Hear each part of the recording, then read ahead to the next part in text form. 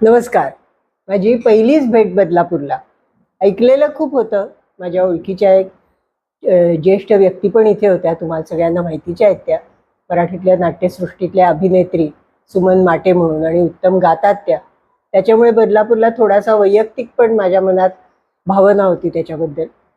आणि आपटे म्हणून त्या स्वराज म्हणून ती जी ट्रॅव्हल कंपनी आहे, प्रवास काय म्हणायचं त्याला, यात्रा कंपनी आहे, तरी कंपनी आलीच, यात्रा मंडळी आहे म्हणूया. त्यांनी पण चांगल्या प्रकारे इथे आणलं. आल्यावर ग्रंथपालांनी घरीच नेलं आणि सगळ्यांनी अतिशय उत्तम पद्धतीने स्वागत केलं. आणि नंतर मी या शाळेत आले. विस्तीर्ण आवार बघूनच मला अतिशय छान वाटलं. मुख्याध्यापिकाबाईंनी मनापासून स्वागत केलं. त्यांच्या पदव्या बघून आणखीनच आनंद झाला. आणि विद्यार्थ्यांचं कौतुक आहे की इतका जुना मराठीतला ग्रंथ, त्यातली मराठी उद्धरणं आणि अद्वैत वेदांतासारखा विषय जिथे संस्कृतच्या विद्यार्थ्यांचीही तततपप होऊ शकते, शांतपणे त्यांनी ऐकून घेतलं. त्याच्यातनं शाळेतली शिस्त कशी आहे याचा मात्र नक्कीच अंदाज आला. पुन्हा पुन्हा इथे यायला नक्कीच आवडेल. इतका सुखावा अनुभव इथे मिळालेला आहे. धन्यवाद.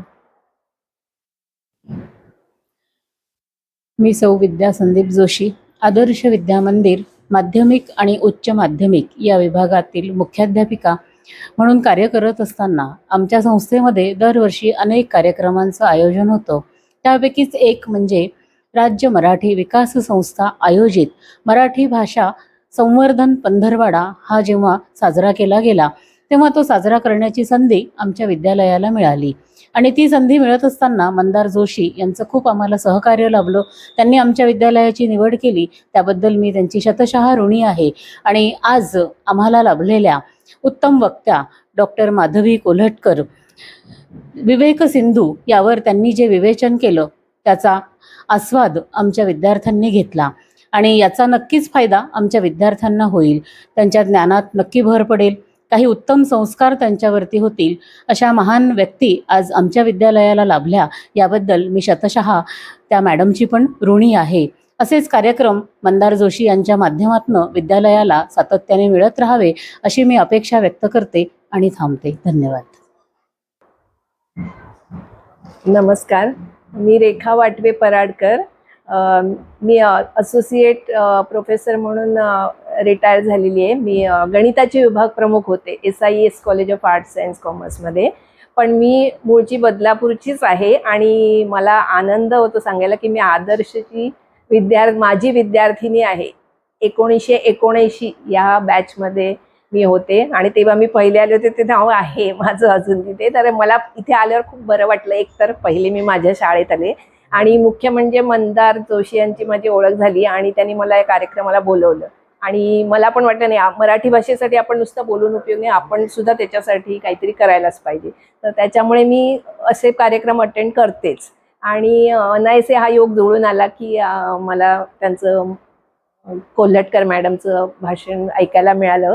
आणि ते ब्रह्म या विषयावर होतं. अर्थात मी जरी गणिताचे असले, गणित हा माझा विषय असला तरी सुद्धा मी मराठी साहित्य खूप वाचते, त्यामुळे ते काही अगदी माझ्या डोक्यावरून वगैरे जात नाही. मी ते मनापासून म्हणजे ऐकलं आणि त्यातले कितीतरी गोष्टी त्यांची सांगण्याची जी हातोटी होती की ते असं गेयता होती त्याच्यामध्ये थोडी, आणि त्यामुळे ऐकायला ती मराठी त्यातलं जे काही त्यांनी स्फुट वाचून दाखवली ती ऐकायला खूप छान वाटली. कारण अशी उच्च दर्जाची मराठी आपल्या कानावर पडली तर आपण शुद्ध मराठी भाषा बोलू शकतो.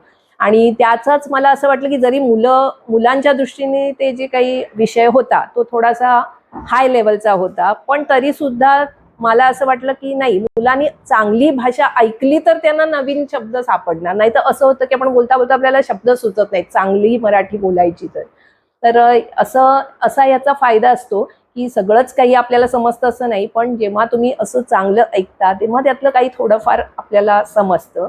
आणि हा विषय तर उच्च दर्जाचाच आहे आणि तो एका ठराविक वयानंतर जास्त भावतो. पण तरी सुद्धा मराठी भाषा संवर्धन म्हणजे हे सगळ्याच तऱ्हेच्या लोकांना हे करायला पाहिजे. तसंच आता ऑनलाईनही आहे, त्यामुळे काही श्रोते तर नक्कीच या विषयात रस घेणारे असू शकतात. तर मी प्रत्यक्ष आले आणि प्रत्यक्ष हे कधी खूप छान वाटतं ऐकायला. आणि त्यात पुन्हा मी माझ्या आदर्श शाळेत आले म्हणून मला आणखी बरं वाटलं आणि सर्वांचं खूप सहकार्य मिळालं, त्याबद्दल धन्यवाद. नमस्कार. नमस्कार. मी राजेश भोईर, उपप्राचार्य कनिष्ठ महाविद्यालय आदर्श विद्यामंदिर. आमच्या इथे मराठी भाषा संवर्धन पंधरवडा निमित्त डॉक्टर माधवी कोलटकर यांनी मुकुंद राजाचा विवेक सिंधू, अभिजात मराठीचा आद्य ग्रंथ या विषयावर केलेले रसाळ, अभ्यासपूर्ण आणि प्रभावी विवेचन विद्यार्थ्यांसाठी प्रेरणादायी ठरेल. त्यांच्या ओघवत्या मांडणीमुळे विद्यार्थ्यांमध्ये मराठी भाषेबद्दल अभिमान आणि जिज्ञासा निर्माण झाली. विद्यार्थ्यांच्या प्रश्नांना त्यांनी समर्पक उत्तर देत सुंदर संवाद साधला. अशा विदुषी अभ्यासकांचे मार्गदर्शन लाभणे हे आमच्या विद्यालयासाठी गौरवाची बाब आहे. त्यांच्या या अमूल्य योगदानाबद्दल विद्यालयाच्या वतीने आम्ही त्यांचे मनपूर्वक आभार मानतो. तसेच मंदार जोशी सर यांचे सुद्धा विद्यालयाच्या वतीने आभार मानतो. अशाच अपडेटसाठी बदलापूर टाइम्सला सबस्क्राईब करा. धन्यवाद.